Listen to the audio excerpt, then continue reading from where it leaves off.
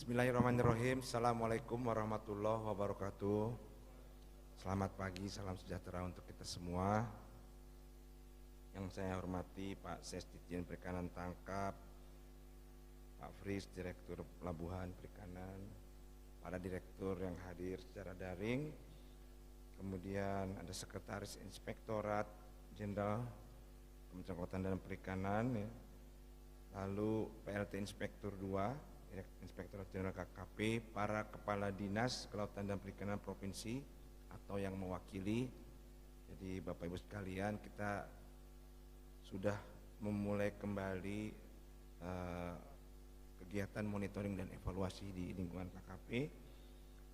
Para pejabat eselon 3 dan 4 lingkup kantor pusat yang sebentar lagi kita akan berubah organisasinya Pak Ses, ya. Eselon 3 4 akan menjadi fungsional, sama aja, tunkinnya sama aja maksudnya. Dan seluruh peserta dan dari berbagai penjuru Nusantara yang berbahagia. Puji syukur kita panjatkan kehadirat Allah Subhanahu wa taala, Tuhan yang Maha Esa. Pada pagi hari ini kita semua senantiasa diberi nikmat sehat. Mudah-mudahan selalu sehat sampai di sisa usia kita ini. Dan kita dapat berkumpul bersama untuk mengikuti acara monitoring, evaluasi, dan pelaporan kegiatan dan anggaran Direktorat Jenderal Perikanan Tangkap semester 1 tahun anggaran 2020. Saya sampaikan terima kasih kepada para Kepala Dinas Kelautan dan Perikanan Provinsi, Kepala UPT, para pejabat eselon 2 dan 3 Dirjen Perikanan Tangkap, serta seluruh peserta yang hadir.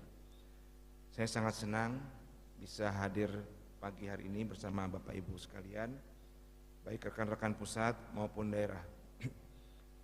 Terlebih forum ini adalah forum monitoring dan evaluasi yang sangat penting, ya, untuk mengawal pencapaian target kinerja tahun 2020 serta memperbaiki perencanaan dan pelaksanaan tahun-tahun ke depan. Di forum ini saya harapkan kita dapat membahas dan berdiskusi tidak saja soal perkembangan kegiatan anggaran tahun 2020 serta langkah-langkah antisipasi sampai akhir tahun, tetapi juga isu-isu permasalahan serta usulan langkah-langkah ke depan yang relevan baik di pusat, UPT maupun di provinsi atau kabupaten kota. Bapak Ibu yang saya hormati dan saya banggakan, seperti kita ketahui bersama bahwa kita dikaruniai potensi laut yang begitu besar dengan luas laut 70% dari luas daratan atau 2/3-nya Indonesia. Kita memiliki berbagai potensi, mulai dari industri maritim, pertambangan, industri energi, pariwisata, jasa kelautan sampai ke sektor perikanan. Namun demikian, Bapak Presiden mengingatkan, ya, jadi Indonesia dengan luas laut sekian ini, sektor kelautan kontribusinya terhadap PDB belum mencapai 30%. Ini pada tahun 2016. Ya. Nah, khusus untuk subsektor perikanan tangkap, potensi kita di 11 BPP mencapai 12,54 juta ton, sedangkan potensi sumber daya ikan perairan darat di BPP mencapai kurang lebih 3 juta ton. Saya kira ini bisa kita tingkatkan lagi, ya, apalagi yang di perairan darat bisa kita lakukan penjagaan terhadap perairan-perairan yang ada di darat seperti danau, situ, embung, ya, dan seterusnya, supaya produksinya bisa meningkat, ya. Kita lakukan restocking dan sebagainya. Dengan model potensi sumber daya ikan yang begitu besar, lalu bagaimana sumber daya manusianya? Ya.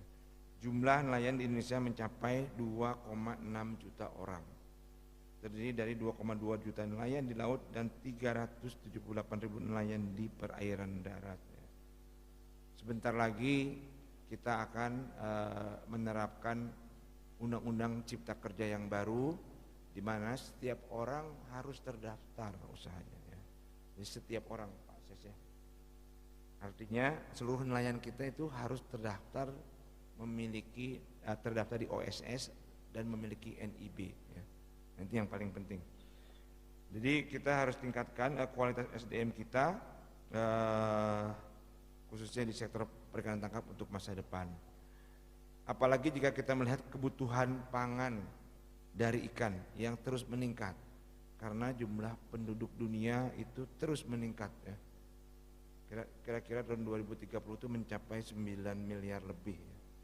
Jadi bagaimana kasih makan orang sebanyak itu ya. Makanya kita harus buat perikanan tangkap ini juga sustainable ya.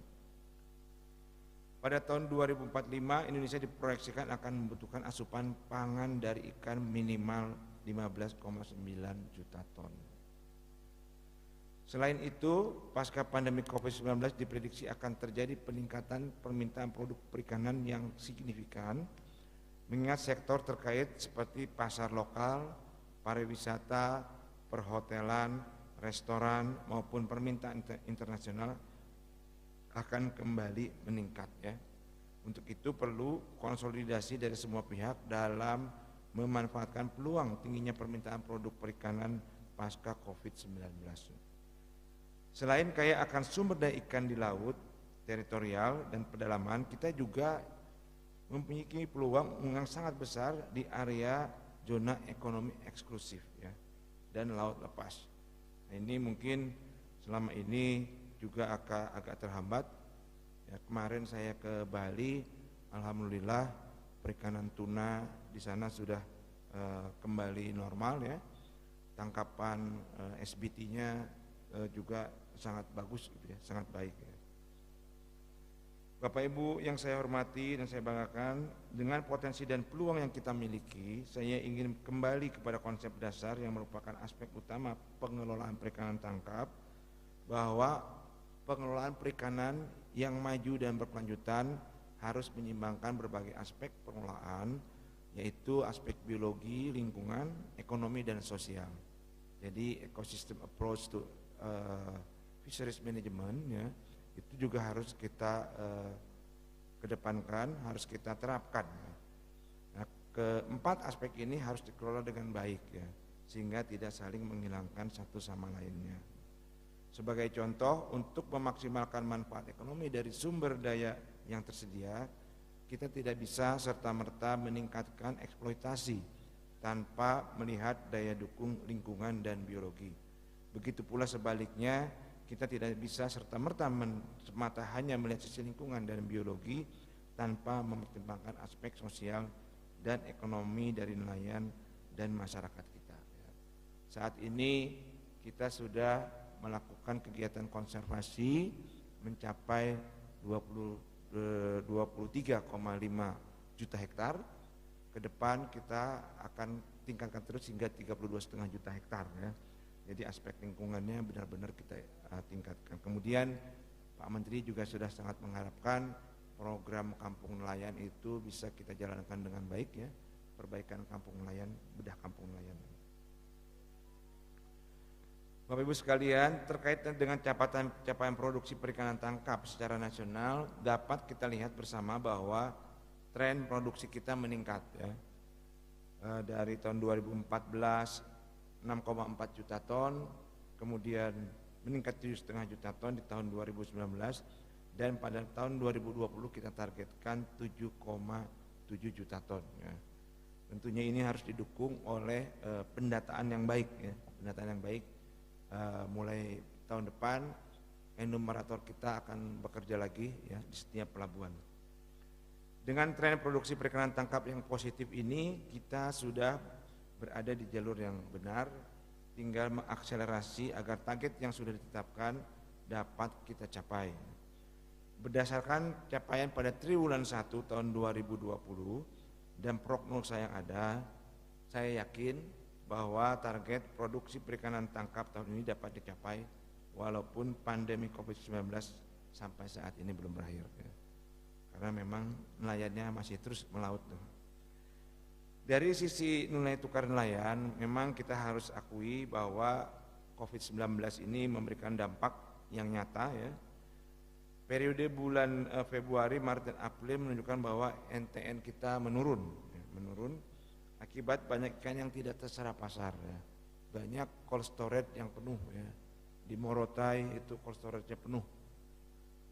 Kemarin juga di Bali banyak yang penuh ya.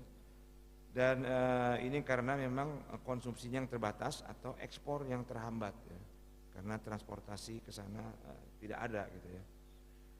Hal ini menyebabkan harga ikan di berbagai wilayah mengalami penurunan, namun seiring dengan berbagai intervensi kebijakan oleh pemerintah dalam menanggulangi dampak ekonomi COVID-19, khususnya pada subsektor tangkap, sejak bulan Mei NTN kita sudah mulai menanjak lagi ya, dan menunjukkan tren yang positif. Pada bulan Juli kemarin rata-rata nasional sudah kembali di atas 100. Dari sisi realisasi penerimaan negara bukan pajak PNBP. PNBP kita tahun 2015 adalah 95,9 miliar ya. Lalu alhamdulillah tahun 2019 meningkat 5 kalinya menjadi 557 miliar. Ya. Dan alhamdulillah juga pada 10 Agustus kemarin kita sudah mencapai hampir 400 miliar rupiah. Jadi cukup signifikan, mudah-mudahan dalam 4 bulan 5 bulan ke depan ini kita bisa melampaui target PNBP tahun 2019 ya. Meskipun target 2020 itu sekitar 900 miliar rupiah ya. Terkait realisasi anggaran, memang DJPT belum seperti yang diharapkan. Kita baru mencapai 46,95% ya. Prognosa ke depan adalah 97,5% ya. Oleh karena itu saya minta kepada seluruh penanggung jawab kegiatan, para Sesdit, para direktur, kepala UPT ya, para kepala dinas kelautan dan perikanan provinsi untuk mengecek kembali RKAKL DIPA di masing-masing satkernya. Segera lakukan revisi jika diperlukan ya. Jadi jangan mendadak nanti bulan-bulan November baru melakukan revisi ya. Orientasikan untuk fokus pada prioritas nasional dan hal-hal yang terkait dengan penanggulangan dampak ekonomi pandemi COVID-19. Saya kira sudah banyak diberikan kemudahan, kita boleh melakukan penunjukan langsung ya. Nanti bisa dikawal juga dari Kejaksaan maupun dari Inspektorat Jenderal untuk mempercepat penyerapan anggaran ini. Saya juga meminta kepada Bapak Ibu sekalian untuk memanfaatkan sarana prasarana yang tersedia seperti teknologi informasi ya. Untuk percepatan kebijakan pelaksanaan kegiatan dengan tetap menjaga output kegiatan dan akuntabilitas kinerja ya. Tetap rambu-rambu harus kita jaga, jangan ditabrak ya. Jangan sampai di kemudian hari menjadi kasus yang tidak mengenakan buat kita semua. Dengan dukungan kinerja Bapak Ibu sekalian, saya optimis prognosa 97,5% dapat kita capai dengan baik. Langkah reformasi tata kelola perizinan dengan menerapkan sistem informasi izin layanan cepat, alhamdulillah sekarang kita sudah bisa meringkas dari 14 hari menjadi 1 hari, dan ini juga sangat transparan. Kemudian kita juga tidak perlu bertemu tatap muka dengan yang memohonkan izin ya.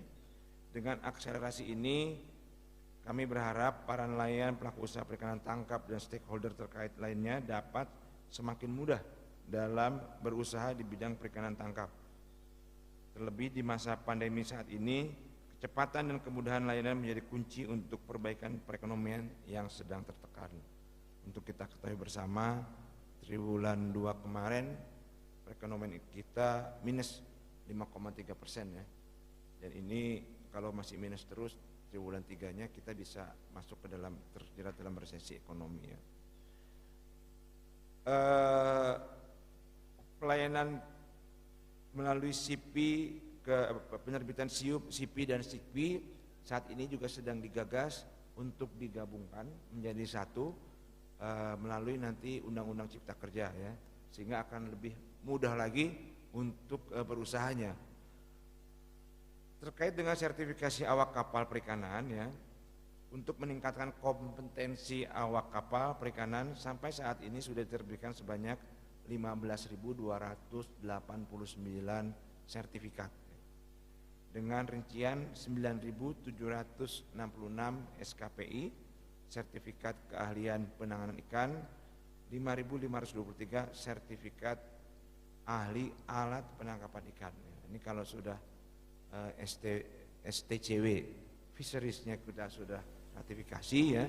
Nah ini baru sertifikat ini harus bisa mencapai sebanyak berapa tadi 2,6 juta nelayan kita ya. Semuanya harus bersertifikat. Terkait dengan pelayanan pemeriksaan fisik kapal perikanan, pendaftaran kapal perikanan dan persetujuan pengadaan kapal perikanan, sampai saat ini sudah 1.651 unit kapal yang dilakukan pemeriksaan fisik, 795 buku kapal perikanan yang diterbitkan, dan 6.627 persetujuan pengadaan kapal perikanan yang diterbitkan. Untuk penerapan perjanjian kerja laut atau PKL, setidaknya 19.756 awak kapal perikanan yang sudah memiliki perjanjian kerja dengan pemilik kapalnya. Jadi kita melindungi hak-hak pekerja, hak-hak nelayan kita. Sedangkan dari sisi asuransi awak kapal perikanan setidaknya 99.085 awak kapal perikanan telah diasuransikan oleh pemberi kerja atau pemilik kapal perikanan.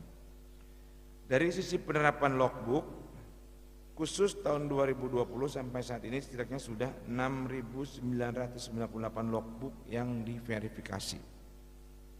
Sedangkan untuk pemantauan aktivitas penangkapan ikan oleh observer pada tahun 2020 sudah mencapai 1.570 hari layar. Data logbook ini kalau kualitasnya bagus akan sangat membantu kita dalam pendataan stok ikan nasional kita. Kemudian penetapan kelas pelabuhan, saat ini sudah ada 113 pelabuhan perikanan yang ditetapkan kelasnya, menyusul ada 5 pelabuhan perikanan lain yang akan segera ditetapkan. Jaminan permodalan dan pengembangan usaha nelayan Ditjen Perikanan Tangkap telah berusaha melakukan fasilitasi 567 orang untuk mengakses kredit perikanan tangkap baik pada lembaga perbankan maupun non perbankan ya. Sejumlah 1.118 bidang tanah nelayan telah diidentifikasi untuk dilakukan fasilitasi sertifikasi tanah yang nantinya dapat digunakan untuk mengakses permodalan. Dalam upaya pengembangan usaha nelayan dan peningkatan pendapatan keluarga nelayan, telah dilakukan diversifikasi usaha nelayan dan keluarga nelayan sebanyak 595 RTP ya. Jadi diversifikasi atau kita menyediakan alternatif livelihood di darat ini sangat penting untuk meningkatkan kesejahteraan nelayan kita. Jangan hanya dari menangkap ikan saja. Terkait dengan penyederhanaan regulasi di bidang perikanan tangkap, sebagaimana instruksi Menteri Kelautan dan Perikanan kita, DJPT terus bergerak dan mendorong terselesaikannya proses penyederhanaan regulasi. Sedikitnya ada 2 permen terkait perikanan tangkap yang sudah terbit, yaitu Permen KP nomor 9 tahun 2020 tentang WPP NRI di perairan darat ya, dan Permen KP nomor 12 tahun 2020 tentang pengelolaan lobster, kepiting dan rajungan di wilayah negara Republik Indonesia. Kita juga akan melakukan revisi Permen KP yang lain. Nanti hari ini kita ada usaha untuk menyelesaikan rancangan permen usaha perikanan ya, yang pembahasannya sudah sangat panjang sekali. Mudah-mudahan bisa kita selesaikan segera. Pada kesempatan ini juga saya ingin sedikit menghimbau ya Bapak Ibu sekalian untuk memahami dengan benar kebijakan pengelolaan lobster ya, yang saat ini ramai dibahas. Terkait dengan ini kan sudah ada peraturan menterinya tadi saya sampaikan nomor 12 tentang pengelolaan lobster ya, panulirus, kepiting dan rajungan ya, portunus di wilayah negara Republik Indonesia. Saya mohon Bapak Ibu dibaca sekali lagi ya, dipelajari lagi, lalu disosialisasikan dan masyarakat diedukasi gitu ya. Data kemarin kita baru mengekspor kira-kira sekitar 5 juta benih-benih lobster ya, dengan 45 perusahaan eksportir yang sudah mendapatkan izin ya. Angka ini masih jauh kalau diperoleh data dari KBRI kita di Vietnam. Tahun 2019 Vietnam itu mengimpor benih lobster dari Singapura, Malaysia ya. Brunei itu sekitar 43 juta satu tahun. Itu tahun 2019 yang resmi. Yang ketahan ilegal ketangkap BKIPM sekitar 7 juta. Jadi artinya tahun lalu itu ya sekitar 50 juta benih lobster itu ya beredar gitu loh ya. Kalau sekarang kita bulan Agustus baru mengekspor 5 juta, angkanya masih jauh sekali. Secara khusus terkait dengan penanggulangan dampak pandemi COVID-19, juga kita telah melakukan beberapa relaksasi dan terobosan kebijakan. Yang pertama, penerapan protokol kesehatan secara ketat di wilayah kerja pelabuhan perikanan. Lalu relaksasi kebijakan dan protokol pelayanan kesah bandaran di pelabuhan perikanan. 3, pelaksanaan protokol kesehatan bagi nelayan dan awak kapal perikanan di pelabuhan perikanan dan kapal perikanan, serta relaksasi kebijakan cek fisik kapal perikanan. Selain itu, dalam rangka menjaga agar nelayan dapat tetap berusaha dan sektor kelautan perikanan sebagai salah satu garda terdepan ketahanan pangan tetap bergulir, DJPT telah mengeluarkan berbagai kebijakan penting, yaitu salah satunya tadi pelaksanaan silat ya, pelaksanaan pelayanan secara online, pelayanan bakti nelayan, dan beberapa kegiatan penting lainnya. Paling tidak sudah 45.543 nelayan yang tersebar di 36 lokasi telah mendapatkan bantuan melalui kegiatan bakti nelayan. Kami ucapkan terima kasih kepada seluruh pihak yang telah terlibat dalam pelaksanaan bakti nelayan ini. Selain kebijakan dan pelaksanaan bakti nelayan, kita juga mendapatkan alokasi tambahan anggaran sebesar 89,5 miliar yang akan digunakan untuk bantuan stimulus ekonomi penanggulangan dampak COVID-19, yaitu nanti melalui pemberian bantuan alat penangkapan ikan ya, jumlahnya kita batasi, tidak terlalu banyak sesuai dengan kemampuan pabriknya. Lalu bantuan motor roda 3 untuk angkutan ikan dan pelabuhan perikanan, bantuan freezer dan peningkatan operasional SPDN. Beberapa hal yang perlu dikawal bersama dalam pelaksanaan dan penyaluran bantuan stimulus ini, antara lain segera tetapkan petunjuk teknis ya, juknisnya. Jadi kalau nanti auditornya periksa ada juknisnya. Lalu verifikasi dan tetapkan calon penerimanya ya. Jangan sampai fiktif. Kemudian susun strategi pelaksanaan kegiatan dan penyerapan anggaran sesuai dengan waktu yang tersedia sampai bulan Desember 2020. Ya, mungkin sampai pertengahan Desember lah ya. 15 Desember. Lalu kerjasama dan kolaborasi antara unit kerja Eselon 2 lingkup DJPT dibantu oleh Dinas Kelautan dan Perikanan Provinsi, Kabupaten Kota, serta UPT ya, supaya pelaksanaan bantuan stimulus dapat berjalan dengan baik dan optimal dari sisi realisasi anggaran, capaian output maupun manfaatnya bagi masyarakat. Bapak Ibu sekalian yang saya hormati dan saya banggakan, pandemi COVID-19 memberikan pelajaran yang sungguh berarti bagi perbaikan sistem pengelolaan perikanan tangkap ke depan. Ya. Inovasi pelayanan publik, sistem pengelolaan yang lebih adaptif, dan peningkatan kerjasama dan kolaborasi dari seluruh pihak merupakan kunci perbaikan di masa mendatang, sehingga sistem perikanan tangkap lebih teruji untuk mampu menghadapi berbagai tantangan termasuk force majeure. Melalui kondisi pandemi, kita juga bisa mengetahui bahwa perikanan tangkap bisa menjadi subsektor pemenang.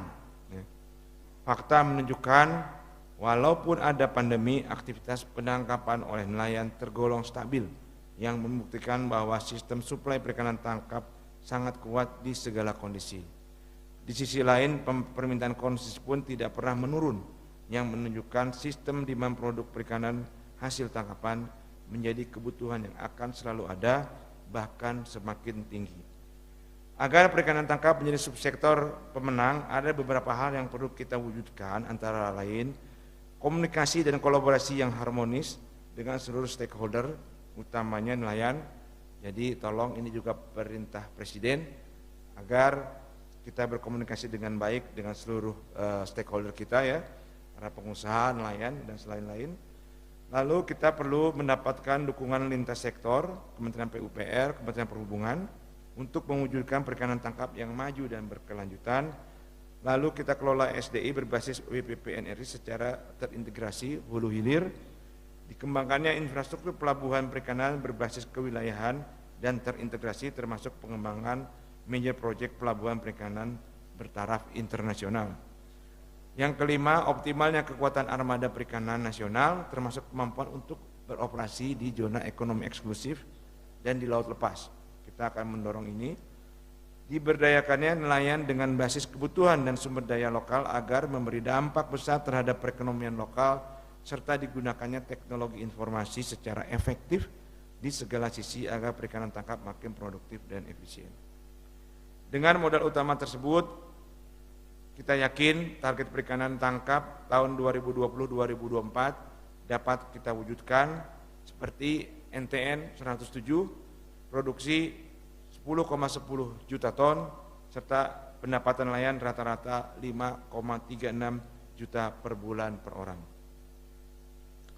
Terakhir saya ingin menghimbau, mari kita putuskan mata rantai pandemi COVID-19 dengan menjaga kesehatan, kapan saja dan di mana saja, jaga nutrisi asupan untuk tubuh, supaya daya tahan tubuh kita, imunitas kita tetap tinggi, pertahankan produktivitas dengan tetap disiplin menerapkan protokol kesehatan secara ketat, tingkatkan partisipasi dan kolaborasi, itu yang sangat penting untuk kita lakukan. Sekali lagi Bapak Ibu sekalian, saya mengucapkan terima kasih kepada Bapak Ibu yang telah hadir dan seluruh pihak yang membantu terselenggaranya acara ini. Semoga Allah Subhanahu wa taala, Tuhan yang Maha Esa, senantiasa mencurahkan kasih dan sayangnya untuk kita semua. Ada dua pantun ya yang akan saya bacakan. Nelayan berlayar ke lautan, berbekal nasi dan ikan sarden. Enak bener. Selamat melaksanakan rakor, monef dan pelaporan. Semoga kerja kita makin produktif dan efisien.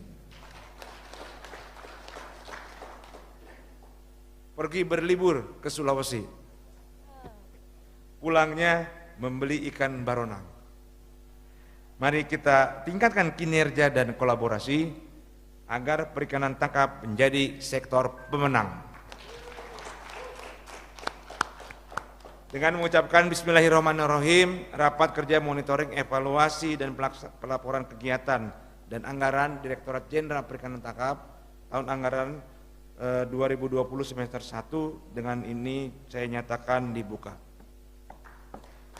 Terima kasih. Billahi taufik wal hidayah. Wassalamualaikum warahmatullahi wabarakatuh.